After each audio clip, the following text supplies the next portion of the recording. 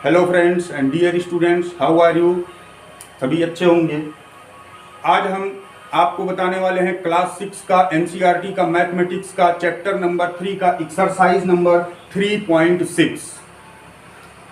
तो वीडियो में आगे बढ़ने से पहले आपसे रिक्वेस्ट है कि आप वीडियो को ज़्यादा से ज़्यादा सब्सक्राइब करें और बेल आइकन को जरूर दबाएं। तो आते हैं आज के नए स्टेप, नए चैप्टर पे, नए टॉपिक पे। प्रश्नावली 3.6 का क्वेश्चन नंबर 1 है, निम्नलिखित संख्याओं का मासा ज्ञात कीजिए। तो डियर स्टूडेंट्स, मैंने आपको इसके पहले के वीडियो में लासा और मासा निकालना समझा दिया था। उसी आधार पर हम ये चैप्टर सॉल्व करेंगे। पहला है मासा ज्ञात करना है, महत्तम समापवर्तक यानी एचसीएफ। और संख्या दे रहा है 18 और 48।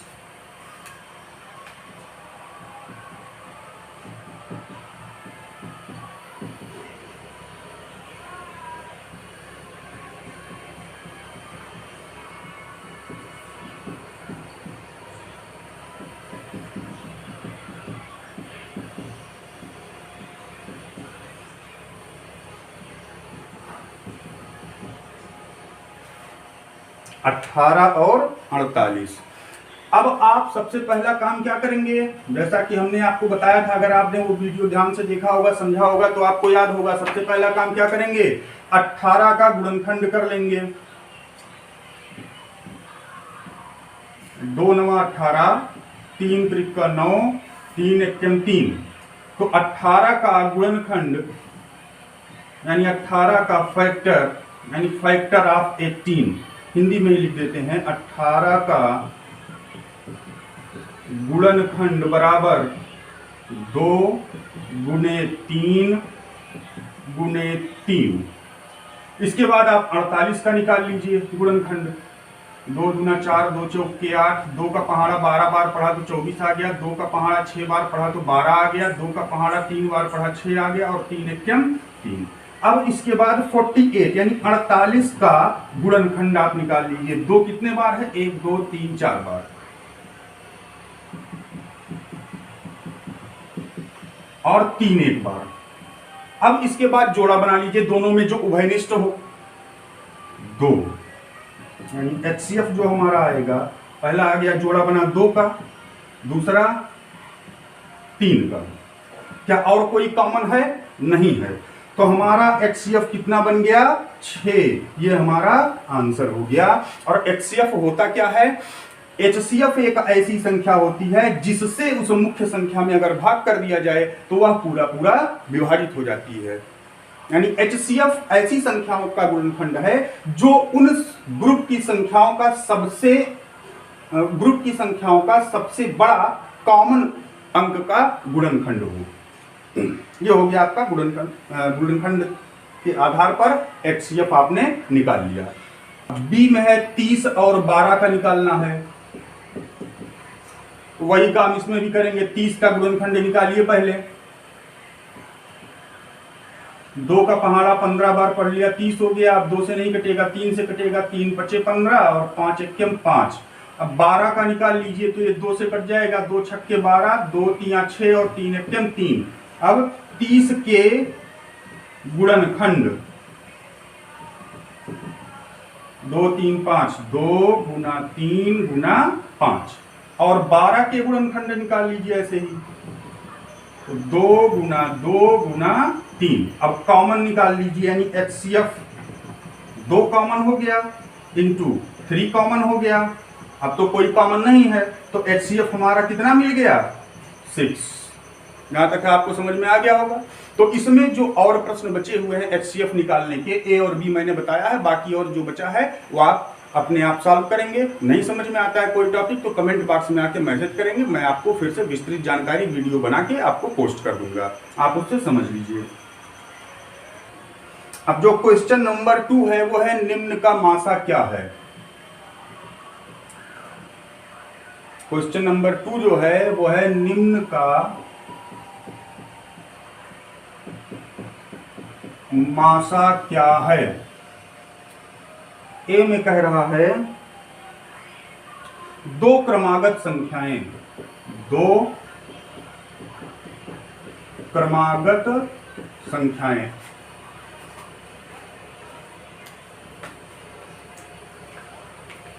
तो अब दो क्रमागत संख्याओं का मासा क्या होगा, एक एग्जाम्पल लेकर के हम सॉल्व करते हैं। मान लिया कि 11 और 12 दो क्रमागत संख्या है। अब इसका मासा, तो पहले 11 का फैक्टर कर लीजिए। तो 11 का फैक्टर आप जानते हैं, 11 का जब फैक्टर करेंगे यानी गुणनखंड करेंगे, देखिए यहां पर निकाल के देख लीजिए, किसी और से नहीं कटेगा। 11 एकम 11, यानी कि 11 का जो गुणनखंड बना, 11 का फैक्टर जो आपका बना वो बना 11 इंटू 1। अब उसके बाद 12 का फैक्टर निकाल लीजिए। तो 12 का जब आप गुणनखंड करेंगे तो 2 छक्के 12, 2 तिया 6 और 3 एकम 3, यानी 12 का जो फैक्टर हुआ 2 इंटू 2 इंटू 3 इंटू 1। अब देखिए इस 1 को छोड़ करके क्या कोई और कॉमन है? नहीं है। तो इसलिए उनका जो HCF होगा वो क्या होगा? 1 होगा। यानी दो क्रमागत संख्याओं का जो मासा है वो क्या होगा? 1 होगा। ये आपका आंसर, दो क्रमागत संख्याओं का मासा क्या होगा? 1 होगा। अच्छा, एक और आपको बता देते हैं ताकि कंफ्यूजन ना हो कि सर आपने 11 और 12 ही लिखा है, हो सकता है किसी दूसरी संख्या को लिखने पर या बड़ी संख्या लिखने पर बदल जाए, तो इसलिए एक और संख्या लेके देखते हैं। चलिए आप बता दीजिए कौन सी संख्या लें। वेरी गुड, 18 और 19। आपने कहा ना 18 और 19 क्रमागत संख्या। अब 18 का आप गुणनखंड करिए, 2 9 18, 3 3 का 9, 3 एकम 3। अब 19 का करिए, ये अभाज्य है, 19 एकम 19।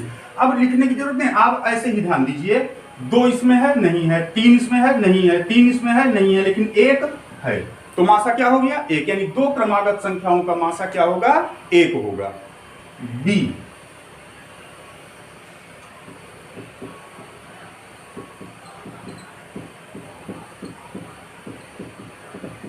अब कह रहा है कि दो क्रमागत सम संख्याओं का मासा,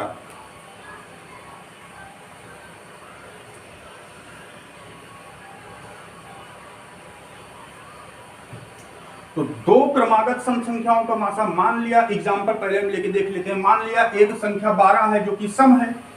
अब इसके जस्ट बाद वाली सम संख्या अगर 13 लेंगे तो विषम हो जाएगा। इसके बाद 14, यानी कि क्रमशः क्या होगा? 14। 12 और 14 दो क्रमागत सम संख्या हो गई।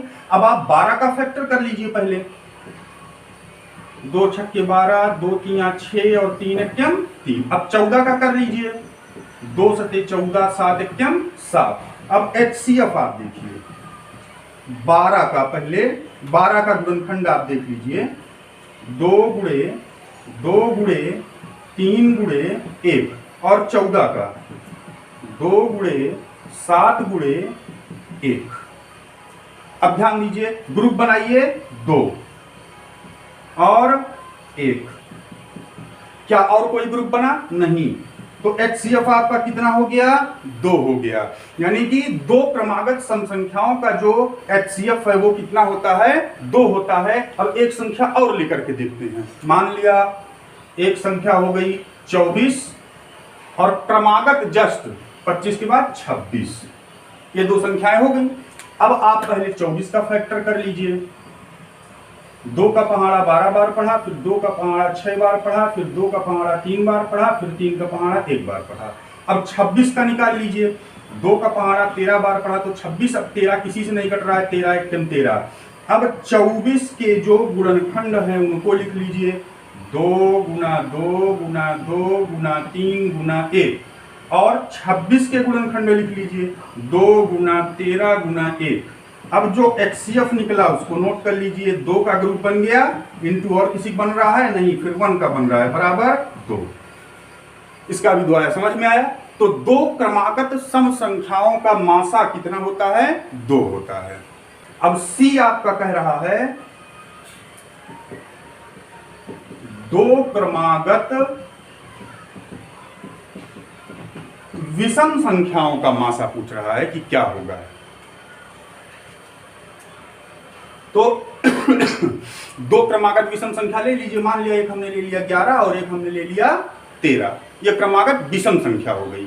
तो पहले 11 का फैक्टर करिए आप, तो देखिए ये अभाज्य है, 11 एकम 11, यानी कि इसका जो गुणनखंड बना वो एक 11 बना और एक 1 बना। अब 13 का कर लीजिए तो ये भी अभाज्य है, 13 एकम 13, तो 13 का जो फैक्टर आया वो 13 आया और 1 आया। अब दोनों में कॉमन क्या है? 1 ही है, यानी HCF क्या हो गया? 1 हो गया। यानी कि दो क्रमागत विषम संख्याओं का मासा क्या होता है, 1 होता है।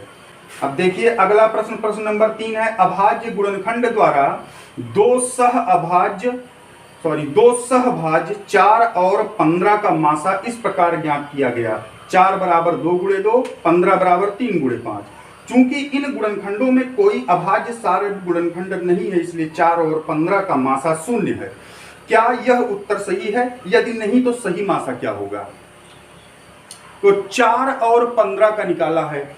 तो आप जानते हैं जैसा कि अगर जिस संख्या का मासा यानी कॉमन कुछ नहीं मिलता है, उसमें कॉमन 1 तो होता ही है, यानी 1 मासा हो जाएगा। लेकिन ये कह रहा है 0, जो कि गलत है। मासा कितना होना चाहिए? 1। अब कैसे होना चाहिए देख लीजिए।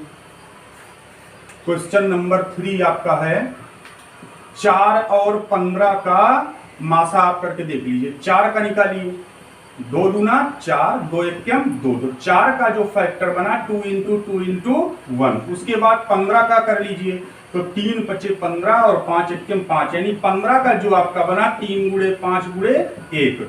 अब जैसा कि अभी हमने बताया कोई नहीं मैच कर रहा है, लेकिन एक मैच कर रहा है, यानी कि मासा इसका कितना होना चाहिए? 1, ना कि 0। समझ में आया?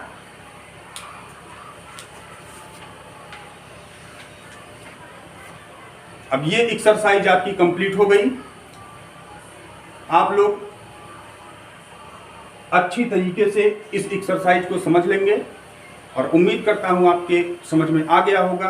तो हम चलते हैं अगले वीडियो में एक्सरसाइज 3.7 पे और उसको फिर समझेंगे। तो दोस्तों अगर वीडियो समझ में आया हो, डियर स्टूडेंट्स अगर आपको समझ में आया हो तो सब्सक्राइब करें वीडियो को और बेल आइकन जरूर दबाएं।